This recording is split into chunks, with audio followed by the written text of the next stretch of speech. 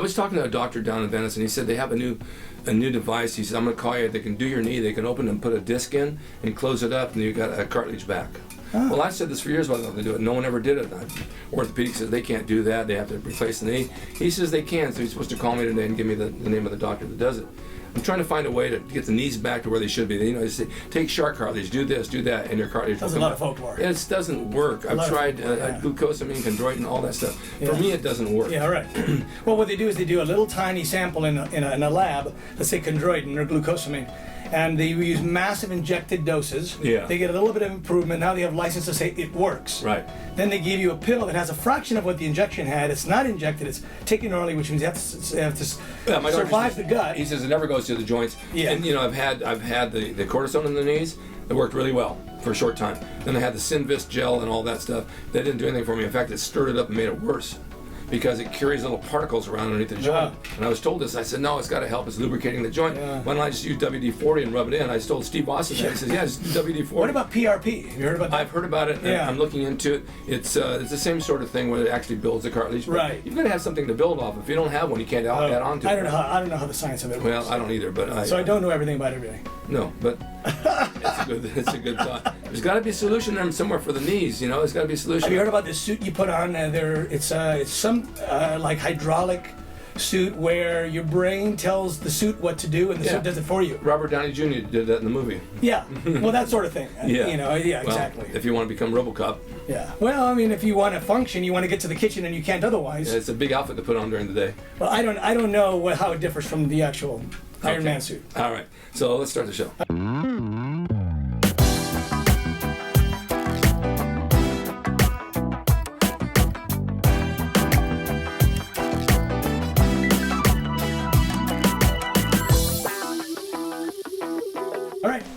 All right. Welcome to Rick's Corner. I got Doug BRIGNOLE back. It's a new segment. We're going to talk about mechanical disadvantage.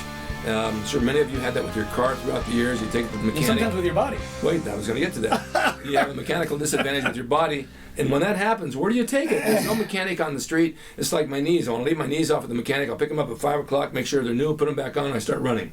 You know, you wish you could do that. Yeah. But mechanical disadvantage is a good subject. What's your views on that? Well, okay, let me explain a little bit of physics first. It gets a little bit technical, but I have this demonstration that I use when I do my seminars, and basically it used to be a seated calf machine. I've taken off the seat, I've taken off the thing that puts on your knees. Right. So it's just a lever, and there's the pivot over here and the pedestal, and I tell the audience, imagine that this is your forearm and that this pivot is your elbow, right? And then on this device, I've welded on little hooks, right? So I say, I'm going to give you a 10-pound weight, and I put a 10-pound weight on this lever device. Then I say, how much is your bicep holding when I release it from its holder? And they go 10 pounds. And I go, okay, well, let's see. So I have a fishing scale with a hook, and I put it on the hook that would be right where the wrist is. And I lift up on it, and someone reads the scale, and it says 10 pounds. Okay, great. So I move to the next one. It's a little bit more. I move to the next one. It's a little bit more. It obviously keeps getting higher and higher as I move toward the elbow until I get to the place that would be where the bicep would attach to the forearm, just in front of the elbow. Okay. Okay, and there it's about 112 pounds. Really? So the magnification is about 10 times what is in your hand when your forearm is parallel to the ground, i.e. perpendicular to gravity, right? And when my bicep is pulling straight up. That's called a mechanical advantage. Okay. I'm pulling 100% in the same direction I want this lever to go. Okay. Okay. So then what I do is I say, what if I don't pull straight up? What if I pull at an angle? So now I pull at a 45-degree angle, not straight up and not straight to the side, but halfway in the middle. And I pull on it till the scale lifts up and it says 220 pounds. Same 10-pound weight on that side. Twice as much effort is required when I pull from this mechanical disadvantage, right? And why is that? It's because I still need 112 pounds to go up, right? But now only half of my effort is 112 pounds. The other half is going into a joint that's not moving, right? So that equals 220 or so pounds. Now, if you want to know the exact formula, you need trigonometry, and it doesn't really matter with the exact. Yeah. The fact is, when you pull non-perpendicular to a lever, to a forearm, to an upper arm, you're pulling from a mechanical disadvantage, and the required force goes up dramatically. Okay, now, let's say you're doing a bench press. Okay. Or better yet, a dumbbell press. So once my upper arm gets to the point where it's parallel to the ground, you can see that my pectoral muscle is not pulling straight up, nor even from a 45-degree angle. It's pulling from way over here, which means more effort is being produced in pulling this arm in toward my sternum than it is up.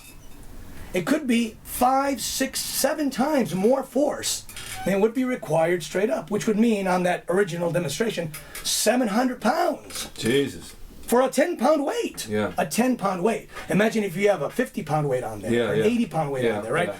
So, now, what's interesting about this concept in the human body is that mechanical advantage only happens on joints that flex. It happens on the bicep, but not the tricep, because it's always working at a disadvantage. It's always pulling on this bone parallel to the bone. It's never pulling perpendicular, right? Happens on the hamstring. It happens on the pec. It happens on the lats. Which are the muscles that more often tear? The ones that flex. Pecs, biceps, hamstrings. And quads. Right? Well, quads, but it's usually the tendon. Yeah. that tears. Oh, it is a tendon, yeah. Okay, so the point is that we can speculate as to why that is. And I think it's because muscles that always pull from a mechanical disadvantage, like the quads, like the triceps, are accustomed to having a disadvantage. They never have an advantage. Whereas you could make the argument that biceps were meant to work when the elbow is bent, right? So there's a great video that I'm using in my book where you can see a guy tearing his bicep on a preacher curl. Why is that? Because when your arm is straight up and down, your forearm starts with zero resistance but a mechanical disadvantage. Yes. So the smallest amount of weight is already magnified 6 or 7 times. Yes.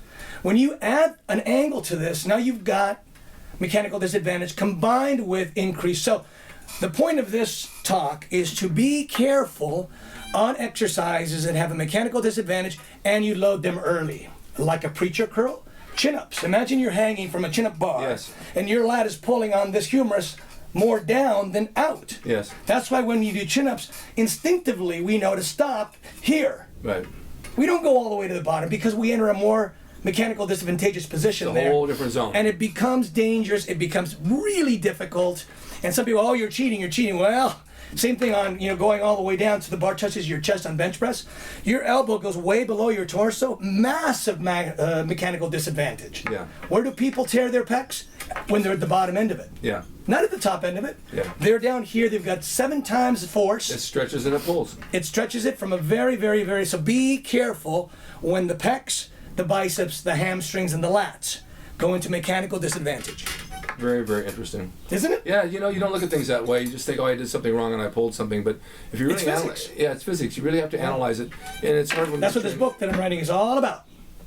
I like this because I see people come in the gym and they have no form. They're going as heavy as they can. They're starting out heavy. You got to start out with a warm up. Yeah. You got to stretch everything out. I mean, I Right. can't do it anymore. I go to do curls. I start with 30 pounds. Oh, I definitely... That's one of the reasons why I like these high reps. Is because they really, really, really warm up the muscle. Okay, now the high reps work for me to a point. I tried that for like 3 weeks, and I lost about 7 or 8 pounds in body weight. Maybe you lost body fat. No, I didn't okay. actually. It was worth a try. I got skinny and fat. So I know that my body responds. Well, I'm not saying to not do the heavy. No, I went back. I'm just saying do the heavy after you've done the Well, light. I went back doing the heavy after the light, and so I put 10 pounds. No, on. I mean in the same workout. Oh, I know that. I put 10 pounds on that week, just because I went back to my 7, 8 reps. Right. As someone said to me, they saw a show. They said, "You always did 7 reps." I don't know, for some reason when I would train, I would do 7. You reps. like that odd number? I don't know if I liked it. Maybe it's because you're odd. It just stopped there. Maybe it's your middle name. Well, I am odd, but that's the No, the but charm. I like even going heavier than that. I like going down to 6s and 4s. I've done it. But not until I've done my 50, 40, 30, 20, 15, 10, etc. No, I can't do that many sets. So if I Oh. work my way up to 5 or 6, 7 reps, then the last set I'll go up and do 12 to 15. Okay. And it seems to work for me. Right. Once I get too many, I don't feel like I Right. don't know, I feel like I'm going backwards. By the way, speaking of injury and bench press injuries and things like that, a lot of guys prioritize how heavy they're going on the bench press. And so we've all been told to explode out of the bottom of the bench press, right? So what you get is a lot of bouncing, right? Well, the reversal of momentum, the rapid reversal of momentum magnifies force even more. Yeah. So you've got your mechanical disadvantage combined with the magnification of the lever, combined with this reversal of momentum, and it's a recipe for an injury. Absolutely. You know, I started with powerlifting when I was younger, 18, 19 years old, and I entered powerlifting meets because I felt it gave me a basis for bodybuilding. And my best bench when I was like 22, 23 was 455. I did it down in Venice at the beach with Franco and the guys. But I'd always bench 400, 425, 440. And I look back at the pictures, and yes, I was not really bigger. I was in better shape then, but I was bodybuilding. I was tight in the diet and all that. But the bench press itself, which I haven't done in years and years and years, I don't know if I can even do 185 now, really added nothing to the shape of my muscle at all. You know, fortunately, for me anyway, in my opinion, is I've never really cared about how much I can lift. Yeah. But for those of you that do care how much you can lift, and a lot of guys really do care about their bench press. Yeah. Or their overhead press, and they do everything they can to make that lift stronger. Yeah. What I want to say is, for those of you that are not 55 and 70 years old, there will come a time when you will think back and go, why did I do that? Exactly. You know, why was it so important to me back then? Oh, people come to me and say, God, Rick, you're 70 years in really good shape. And then I show them older pictures. Oh, you were much bigger then. I actually wasn't. I was 213. I'm 219 now, 215. And the thing is that I have nothing to prove it when we get older. I've been there and done that. It's established. It's on video. It's in the records. So I don't have to do it today to say, look at me, I can bench. I don't care. Well, and even still, I would say, look, I mean, the best bench press I have ever had was 315. That's good. That's not a lot. No, but you know what I did? I went to the gym one day. Steve Davis's 315 was on the bar, right? And there was several guys around me, and I knocked out 21 reps. Oh my God! 21 reps. Now, but you see, you're blowing my argument here. I'm sorry to say this, but what I want to say is, those of us that want to bench press a lot want bragging rights, and he's obviously reveling in his bragging rights right now. But what I want to say is, the bragging rights only go so far. Yeah. Right. I mean, looking back, it's nice to say that, but if you had your choice right now to have that bragging right and not have your joints, as is the case, right, versus not having the bragging rights but feeling fantastic right now, which would you take? I'd take the feeling fantastic.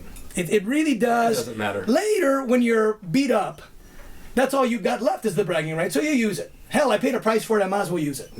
People say, what's wrong with you? I said, for the heavyweights, this is why I walk like this. Look, this is why I can't get up from the table. Dave Gooden just had shoulder surgery, 3 torn tendons and a labrum tear. Right.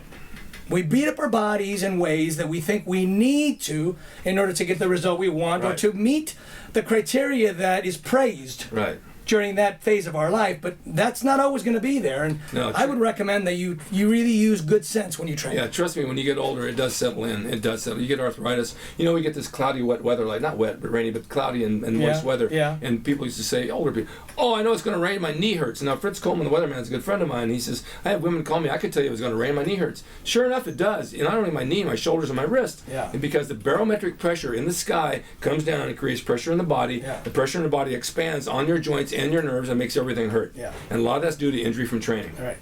Listen, for those of you that think that the only way to build muscle is by lifting heavy, I mean, I may not look, I've always had this phenomena where I kind of expand on stage. Yeah. Like seeing me in a t-shirt, you don't think, when I go like that, you go, well, where'd that come from? Yeah.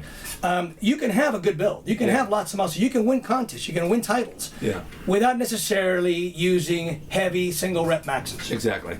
So that's not part of the formula. That's part of it. All right, so where can we find you on the internet? DougBrignole.com? DougBrignole.com is my website. You know, unfortunately, my Facebook is, thanks to you, I'm inundated with friend requests. Oh, okay. And very popular guy, very popular show. And so, unfortunately, I do not accept all the friend requests I get. It's overwhelming. Yeah. You can send me an email, dbfitness@aol.com. I can't promise that I'll respond to it because I get too many. But every once in a while, I have a little time. Every once in a while, I see one that I think is interesting. Even the ones that I don't answer, I bring onto the show here and we discuss it because I think it's a popular topic. Yeah. So definitely send the email. But forgive me if I don't respond. Okay, I have the same problem. I'm almost to 5,000 on there, and I'm trying to pick and choose who's going to come on. I just can't take everybody who has no friends or nothing mutual.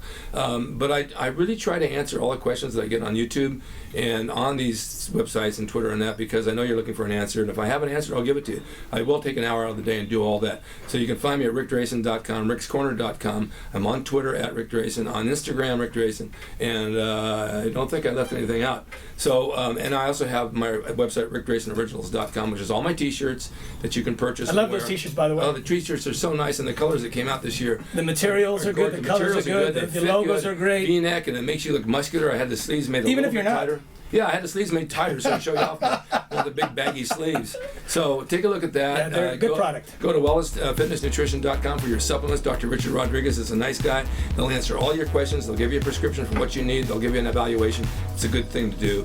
And other than that, just stay tuned for the shows because we have a lot of stuff coming up. Thanks for watching. And it's always good to have Doug Brignole here. Thank you. It's a pleasure. We had a nice dinner the other night down at the beach, and we were down at the beach for the holiday, and we had a good time. Yeah. Longtime friends. Longtime friends. Stay tuned for the next show, and thank you so much for watching.